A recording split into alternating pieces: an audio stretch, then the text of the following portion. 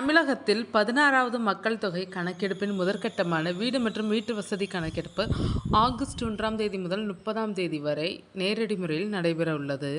அரசு பணியாளர்கள் வீடு வீடாக சென்று டிஜிட்டல் முறையில் 33 கேள்விகள் கொண்ட தகவல்களை சேகரிப்பார்கள் என்று அரசு தரப்பில் தெரிவிக்கப்பட்டுள்ளது. இதற்கிடையே பொதுமக்கள் இணையம் வழியாக தங்களின் விவரங்களை ஜூலை 17 முதல் 31 வரை தாங்களாகவே பதிவு செய்யவும் வசதி செய்யப்பட்டுள்ளது. அதன்படி தமிழகத்தில் முதற்கட்ட மக்கள் தொகை சுய கணக்கெடுப்பு ஆன்லைனில் தொடங்கியது.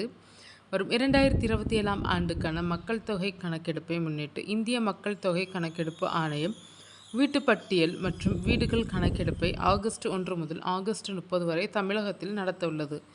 15 ஆண்டுகளுக்கு பின்னர் 16வது மக்கள் தொகை கணக்கெடுப்பாக இந்த மக்கள் தொகை கணக்கெடுப்பு நடைபெறுவது பெரும் முக்கியத்துவம் வாய்ந்ததாக கருதப்படுகிறது.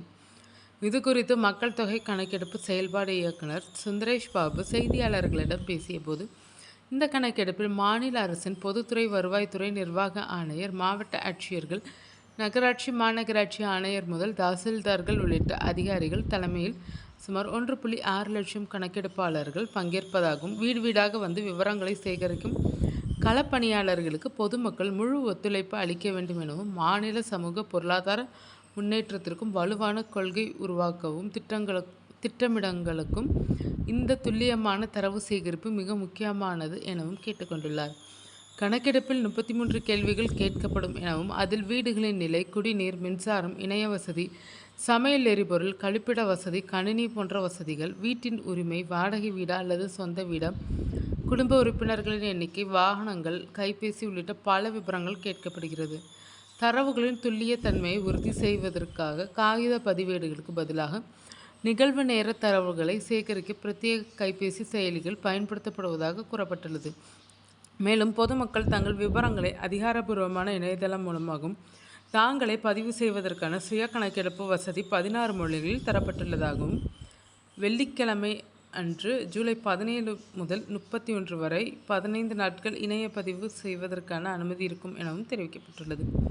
ஒரு கணக்கெடுப்பாளர் 200 முதல் 250 வீடுகளுக்கோ அல்லது 800 முதல் 900 மக்கள் தொகை பொறுப்பாளராக இருப்பார். தமிழகம் முழுவதும் 126 மக்கள் தொகை பொறுப்பு அதிகாரிகள் நியமிக்கப்பட்டுள்ளதாகவும், இந்த வீட்டு கணக்கிடுதல் மூலம் 2ஆம் கட்டத்தில் நடைபெறவுள்ள 2ஆம் கட்டத்தில் மக்கள் தொகை கணக்கீடு எளிமையாக அமையும் எனவும் அவர் குறிப்பிட்டுள்ளார். 2027 பிப்ரவரி மாதத்தில் தொடங்கும் 2வது கட்டத்தில் மக்கள் தொகை கணக்கெடுப்பில் குடும்ப உறுப்பினர்களின் கல்வி தகுதி, தொழில், இடம்பெயர்வு, சாதிவாரி விவரங்கள் உள்ளிட்ட சமூக பொருளாதார தரவுகள் சேகரிக்கப்படும்.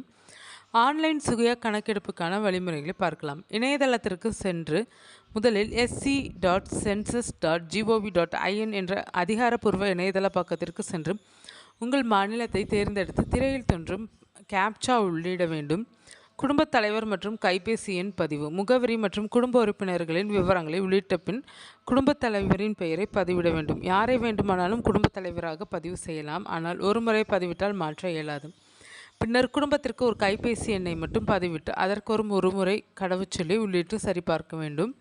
இருப்பிடத்தை துல்லியமாக குறிதல், முகவரி பகுதியில் மாவட்டம், அஞ்சல், கிராமம், நகரம் ஆகியவற்றை உள்ளிட்ட பின் தேடுக என்பதை அழுத்தவும். திரையில் தோன்றும் இணைய வரைபடத்தில் சிவப்பு நிற குறியீட்டை நகர்த்தி வீட்டின் துல்லியமான இருப்பிடத்தை பொருத்தி சேமித்து தொடர்க என்பதை தேர்ந்தெடுக்க வேண்டும். இருப்பிடத்தை சேமித்தவுடன் வீட்டின் கட்டமைப்பு, குடிநீர், கழிப்பறை, சுகாதாரம், சொத்துக்கள் சார்ந்த 33 முக்கிய கேள்விகள் அடங்கிய படிவம் தோன்றும். விவரங்களை பூர்த்தி செய்து பதிவை நிறைவு செய்ததும் திரையில் 11 இலக்க சுய பதிவேட்டு அடையாள எண் தோன்றும். அதனை பத்திரமாக சேமித்து வைத்து கொள்ள வேண்டும். ஆன்லைனில் பதிவை முடித்து SC ID பெற்றவர்கள் ஆகஸ்ட் மாதம் களப்பணியாளர்கள் வீட்டிற்கு வரும்போது அந்த 11 இலக்க எண்ணை காண்பித்தால் போதுமானது. அவர்கள் மீண்டும் 33 கேள்விகளுக்கு பதில் அளிக்க தேவையில்லை.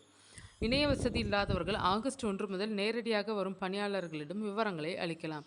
பொதுமக்கள் அளிக்கும் தனிப்பட்ட தரவுகள் அனைத்தும் பாதுகாப்பாக வைக்கப்படும் என்றும், கைபேசியின் கணக்கெடுப்பு தொடர்புகளுக்கு மட்டுமே பயன்படுத்தப்படும் என்றும் இயக்குனர் சுந்தரேஷ் பாபு உறுதியளித்துள்ளார். துல்லியமான தகவல்களை இணையதளத்தில் பதிவு செய்து இந்திய தேசிய கடமையில் அரசுக்கு ஒத்துழைப்பு அளிப்போம்.